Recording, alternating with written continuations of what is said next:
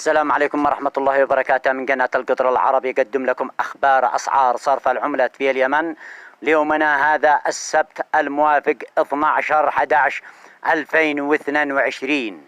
صنعاء الدولار الأمريكي بيع 560، سعر الشراء 559.5. الريال السعودي بيع 148.65، سعر الشراء 148.45. استقر الدولار أمام الريال اليمني في محافظة صنعاء، وارتفع سعر الريال السعودي. محافظة عدن الدولار الأمريكي بيع 1181، سعر الشراء 1170.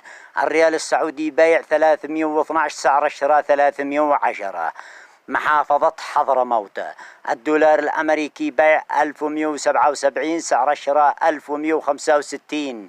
الريال السعودي بيع 311.5، سعر الشراء 310. تراجع سعر الدولار والريال السعودي أمام الريال اليمني في محافظة عدن ومحافظة حضرموت. قدمت لكم أخبار أسعار صرف العملات في اليمن ليومنا هذا السبت من قناة القطر العربي.